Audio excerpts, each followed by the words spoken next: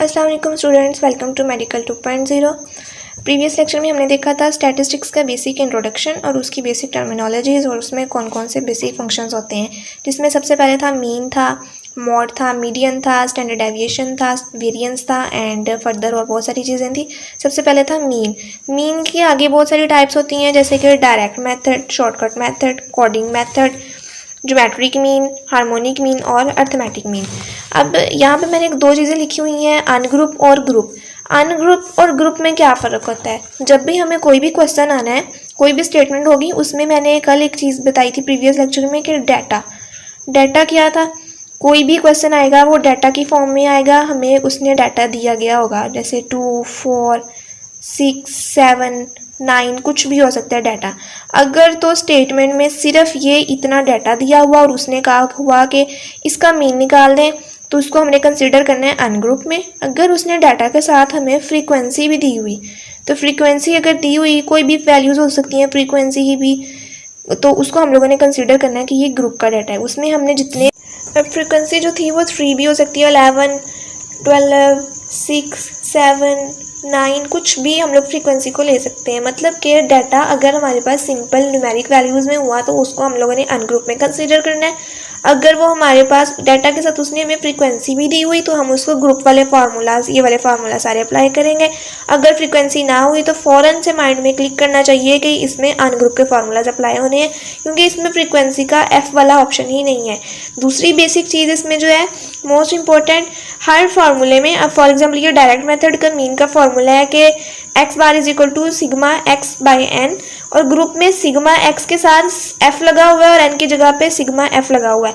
हर ungroup के formula को जब ग्रुप में चेंज करना है तो सब के साथ सुमेशन एफ एफ आना है। हर जगह पे एफ का वो हम लोगों ने एफ की एडिशन कर देनी है, फ्रीक्वेंसी की एडिशन कर देनी है ग्रुप में और अनग्रुप में। यही बेसिक डिफरेंस है। अब फॉर एग्जाम्पल मैं यहाँ पर डमी डाटा ले लेती हूँ। ये डाटा मेरे पास 2, 4, 6, 8 और 10 फॉर एग्जाम्पल मेरे पास ये डाटा है। इस डाटा को उसने मुझे बोला कि आप डायरेक्ट मेथड निकालें। डायरेक्ट मेथड मीन का क्या था? डायरेक्ट मेथड मीन का फॉर्मूला था X bar is equal to sigma X by N. अब इस फॉर्मूले को अप्लाई करने के लिए हमें एक्स चाहिए और एन चाहिए। एक्स क्या है? ये जो ईच वैल्यूज़ हमारे पास ये डाटा के अंदर, ये कोई भी डाटा हो सकता है, इसमें वैल्यूज़ चेंज भी हो सकती हैं, जो भी आपको क्वेश्चन आया हो। ये फिलहाल मैंने ये डमी डाटा लिखा है। अब इसको मैंने कॉलम में लिखना है 2, 4, 6, 8 और 10। एक्स का कॉलम बना लिया। अब फॉर्मूला क्या था? X bar is equal to summation X by N. Summation X कैसे निकालेंगे? इन सारी वैल्यूज़ को प्लस करेंगे। Sigma X is equal to 10 + 8 + 6 + 4 + 2 हाउ इट 40। अब इन सारी वैल्यूज़ को प्लस कर लेते हैं। 10 + 8 + 6 + 4 + 12 + 2 इज इक्वल टू 30, यानी कि सुमेशन एक्स की वैल्यू हमारे पास आ गई 30। अब नंबर ऑफ एन कैसे निकालने हैं? जितनी टोटल नंबर ऑफ वैल्यूज़ होंगी एक्स की, एक्स क्या था? ये जो हमारे पास डाटा था उसको हम लोगों ने कॉलम में लिख के उसी को एक्स कंसिडर किया था।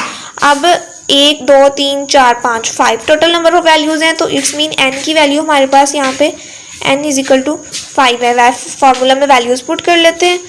X bar is equal to summation X की वैल्यू क्या थी 30 और एन की वैल्यू हमारे पास आई थी 5, तो 5, 6 आर X bar is equal to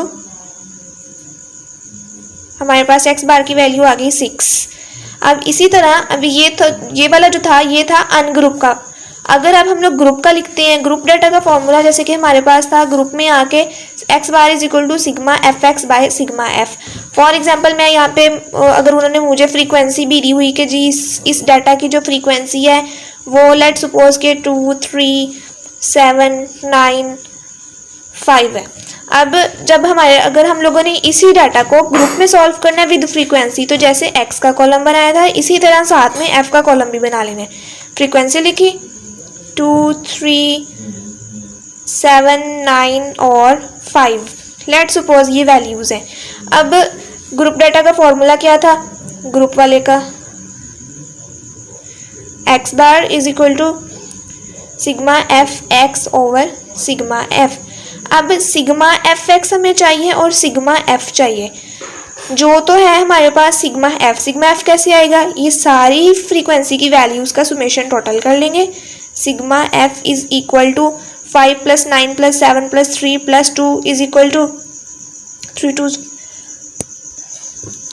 26। अब हमारे पास सुमेशन एफ भी आ गया। अब एक चीज़ रह गई कि एफ एक्स क्या है, हर एक्स को मल्टीप्लाई कर देना है हर एफ से, तो बन जाएगा हमारे पास सुमेशन एफ एक्स। सुमेशन जब इन सारी वैल्यूज़ का लास्ट पे लेंगे, summation F x 2 2 jar 4 4 3 jar 12 6 7 jar 42 8 9 jar 72 और 10 5 जार 50। अब 3 कॉलम्स बन गए। ध्यान रखना है जब भी फॉर्मूला अप्लाई करना है, एक साइड पे फॉर्मूला लिख के उसमें जो सी चीज़ें रिक्वायर्ड होंगी उन सारी चीज़ों के बार बार कॉलम्स बना के उनको पहले कंप्लीट कर लेना है, लास्ट पे फॉर्मूले में जस्ट वैल्यूज़ पुट कर देनी है। अब एफ एक्स की वैल्यूज़ भी लगा ली। अब हमें चाहिए सुमेशन एफ एक्स। इन सारी वैल्यूज़ को टोटल कर लेते हैं। सुमेशन एफ एक्स कितना आएगा, इज इक्वल टू 50 + 72 + 42 + 12 + 4 करें तो हमारे पास आता है 180। अब सिग्मा एक्स भी हो गया, जो कि हम लोगों ने ग्रुप के लिए यूज़ कर लिया था। सुमेशन और सिग्मा एक ही वर्ड है, इसको सुमेशन भी बोल सकते हैं और सिग्मा भी बोल सकते हैं। अब summation F 26, summation F x 180। इसमें ग्रुप डाटा के अंदर वैल्यूज़ पुट करते हैं। X bar is equal to summation F X की वैल्यू कितनी थी, 180 बाय सुमेशन एफ की वैल्यू थी 26। तो ये वैल्यू पुट करने से कोई राउंड अबाउट हमारे पास आंसर आता है 6.4 के करीब। अब डिफरेंस इसमें जस्ट यही था कि जब हम लोगों ने अनग्रुप के लिए किया था सिर्फ सिंपल। अब ग्रुप और अनग्रुप में बेसिक यही डिफरेंस था कि जब हम लोगों ने अनग्रुप के साथ सॉल्व किया था तो सिर्फ डाटा को यूज़ किया था, जिसमें अकेला डाटा न्यूमेरिक वैल्यूज़ थी और उसको उसके फार्मूला के अंदर पुट करके तो उसको हम लोगों ने आंसर निकाला था। लेकिन अगर हमारे पास फ्रीक्वेंसी दी हुई तो इट्स मीन फ़ौरन से मेल में क्लिक करना चाहिए कि यहाँ पे यहाँ पर डायरेक्ट मेथड यूज़ नहीं होना, यहाँ पे ग्रुप वाला फार्मूला यूज़ होना जिसमें फ्रीक्वेंसी भी दी गई होगी। अगर फ्रीक्वेंसी ना हुई तो खुद ब खुद हम लोगों ने अनग्रुप का फार्मूला यूज़ करना है। अगर फ्रीक्वेंसी दी हुई साथ में तो हम लोगों ने ग्रुप वाला फार्मूला यूज़ करना है।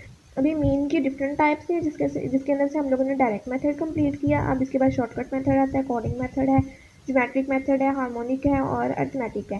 बेसिक इसके अंदर ये वाला था। इसके अंदर अब ये जो शॉर्टकट मेथड वाला मीन है थोड़ा सा इसमें कॉम्प्लेक्स हो जाएगा। इसके अंदर ए आता है, डी आता है और सो ऑन। नेक्स्ट वाले में यू है, एच है, ये सारी चीज़ें हम लोगों ने अभी नेक्स्ट लेक्चर के अंदर हम लोग इसको भी दोबारा से देखेंगे।